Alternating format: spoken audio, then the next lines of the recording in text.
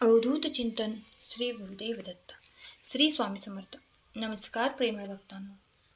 जीवन कितीही कठीण असू द्या, परंतु जोपर्यंत आपल्या ब्रह्मांड नायकाचा हात आपल्या डोक्यावर आहे तोपर्यंत जीवन हे सुलभ असेल.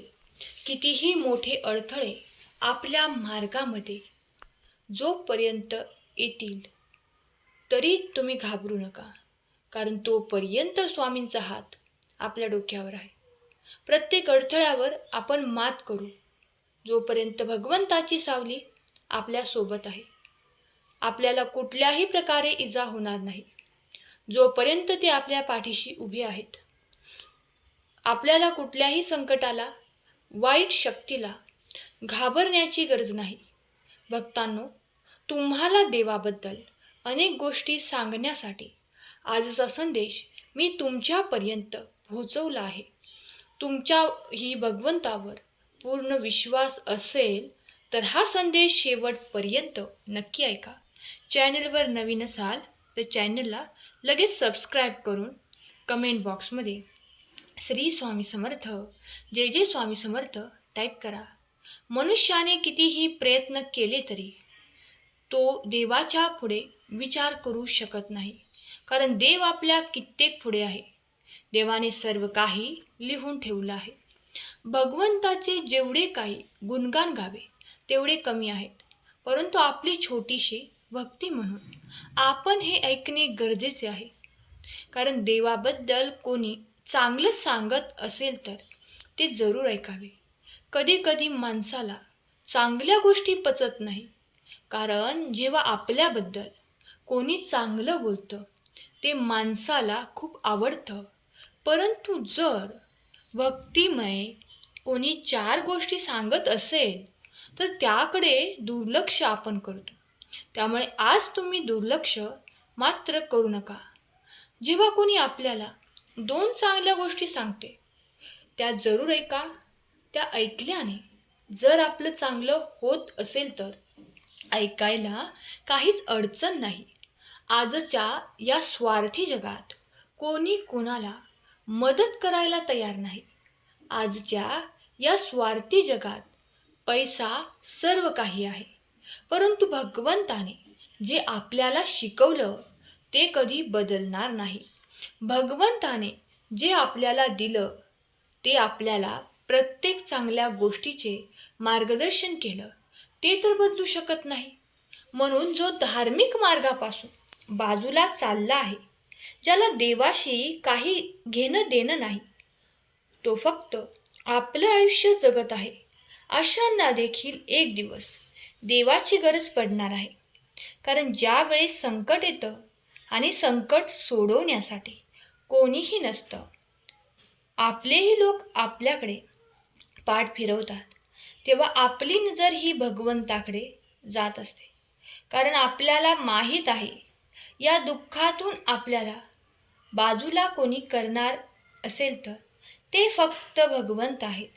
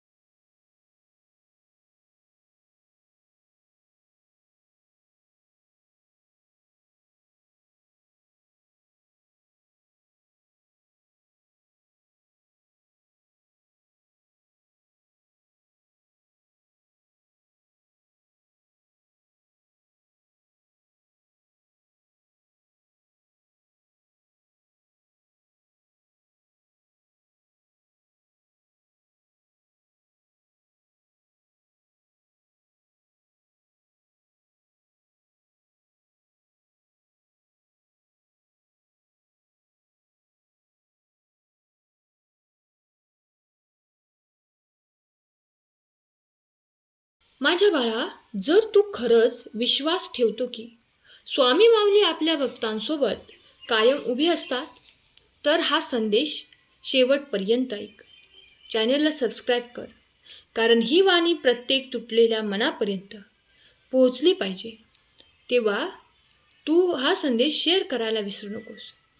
जे एकटे पडले आहेत त्यांच्यासाठी तू हा संदेश शेअर कर. हे माझ्या लेकरांनो, जे लोक तुझ्या आशीर्वादावर हसत होते, तुझ्यावर तेच लोक भीतीच्या सावलीत वावरत होते. खूप सहन केलं तू, पण आता तुझ्यावर जो काही अन्याय झाला त्याचा हिशोब होणार आहे. तुझ्या रक्षणासाठी ज्याने तुझ्या वाट्यावर काटे टाकले त्यांच्या आयुष्यात मी अंगार टाकणार आहे.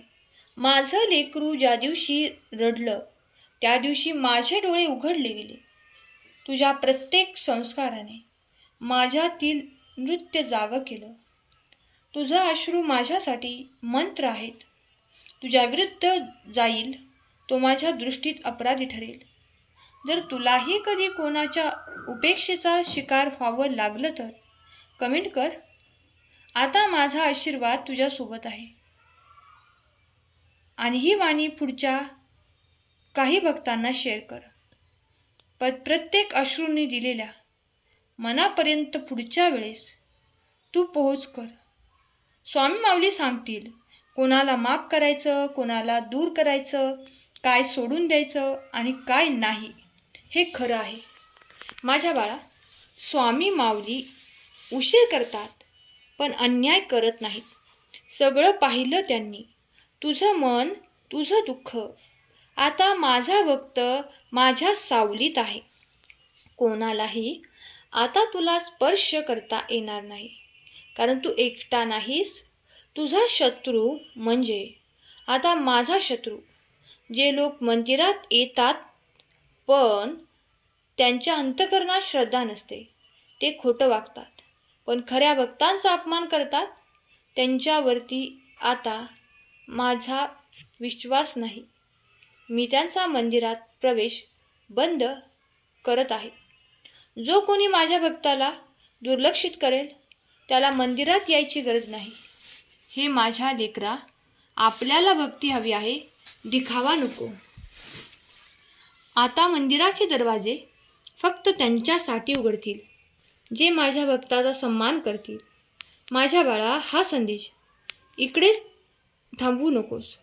तू पुढे 4 जणांना शेअर कर आणि कमेंटमध्ये स्वामी माऊली कमेंट कर.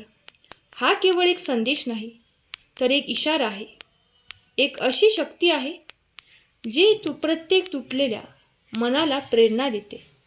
बाळा, तुझी रात्र आता काळोखी राहणार नाही, ती प्रकाशाने भरलेली असेल. जीवनाच्या कानाकोपऱ्यात तुम्ही कुठेही गेला तरी तुम्हाला भगवंताचं अस्तित्व लाभेल. मग तुम्ही भगवंताला शोधण्यासाठी एका कोणत्या ठिकाणी जाण्याची गरज नाही. तुम्ही जिथे आहात तिथे राहा. फक्त तिथे चांगलं काम करा, चांगलं कर्म करा, चांगल्या प्रकारे विचार करा, गोरगरिबांची मदत करा. देव स्वतः तुम्हाला भेटायला येतील. वारी करायची असेल तर नक्की करा, परंतु कोणाकडून कर्ज घेऊन किंवा पैसे घेऊन कधीच करू नका. ते म्हणतात, बाळा तुझ्यासाठी मी आहे, तू घाबरतोस कशाला? जोपर्यंत देव तुमच्या सोबत आहे तुम्हाला घाबरण्याची मुळीच गरज नाही. भगवंताची ही सुंदर देणगी तुम्हाला लाभली आहे. तुमच्यासाठी खूप महत्त्वाचा हा संदेश होता आणि याची तुम्हाला खूप गरज होती आणि तो मी पाठवण्याचा प्रयत्नही केला आहे. ज्यांच्यापर्यंत हा संदेश पोहोचला आहे ते खूप भाग्यवान ठरतील. ज्यांच्यापर्यंत पोहोचला नाही त्यांच्यापर्यंतही हळूहळू पोहोचणारच आहे. घाबरू नका. आजचा संदेश तुम्हाला आवडला असेल तर संदेशाला लाईक करा आणि असेच सुंदर संदेश रोज ऐकण्यासाठी आपल्या भक्तिमय चॅनलला सबस्क्राईब करा. केलेली सेवा स्वामींचरणी अर्पण करते. आजचा संदेश शेवटपर्यंत ऐकल्याबद्दल धन्यवाद. श्री स्वामी समर्थ. जय जय स्वामी समर्थ.